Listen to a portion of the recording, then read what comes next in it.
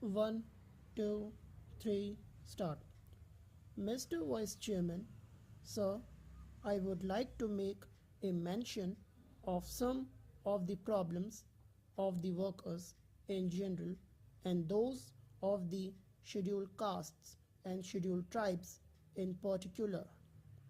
Sir, in the first place, I would like to state that the railway administration does not provide to the workers a speedy and efficacious remedy against their grievances. If a worker is demoted, he has to go to the High Court after appealing to the executive authority. If a worker is superseded, he has to go to the executive authority in appealing and then to the High Court. If he is removed or suspended from service, he has first to go to the executive authority and ultimately a right is administered to him to go to the High Court. The result is that if a worker is dismissed from service, even though his dismissal is not proper or wrongful, he will not get the relief unless he goes through this channel of appealing to the zonal authority, then to the labor board, and ultimately referring the matter to the High Court and lastly the Supreme Court. The result is that in a case where the judicial authority holds the termination illegal and improper, the railway authorities are required to pay back the entire wages. It is all right that we have removed and dismissal a large number of workers. I think there are in thousands. What is the outcome of this? The outcome would be that there will be a large number of cases in the high courts and the Supreme Court.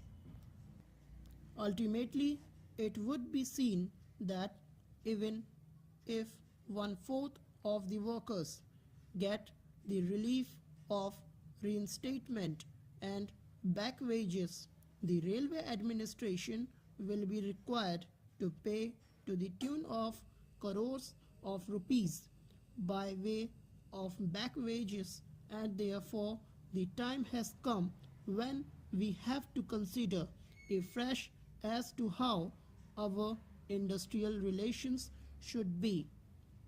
Sir, my friend has very rightly pointed out that under the industrial law, a worker can certainly after dismissal go to the court immediately and get his case adjudicated. That forum is available and that remedy is available. But that is not so in the railways, and I cannot understand what difficulty there could be. If you provided a form for speedy and efficacious remedy, then the worker will also understand that his case is being judiciously scrutinized and he will feel that he has the case and he will not proceed ahead.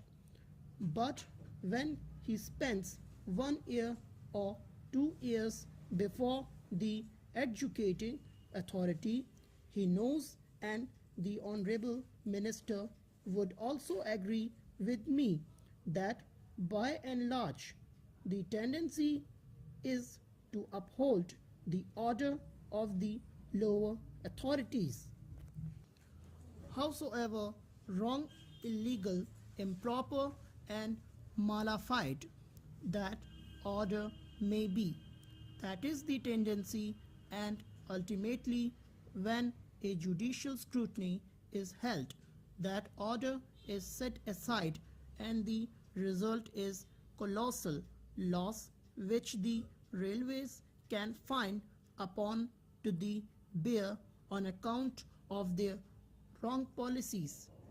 Therefore, my suggestion would be that it's high time to consider that the railway administration gave every worker a forum where he can seek the redress of his grievances without much time being consumed in between, and in that way it will be beneficial both to the workers and the railway administration.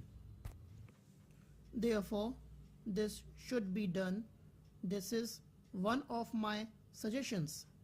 Secondly, sir, even though the railway administration has now taken a decision that all those who had participated in the strike but were not responsible for any sort of violent activities or sabotage or intimidation should be taken back in employment. I can say without being contradicted now that there are today hundreds of workers who have been removed from work and there is no charge against them, and that they have not done anything that would amount to intimidation or anything that would amount to doing something violent or involving violent action, but still they have not been taken in employment. I have myself represented some of the cases. I cannot understand why they have not been taken in employment, and therefore in all such cases there has been inordinate delay in taking them back.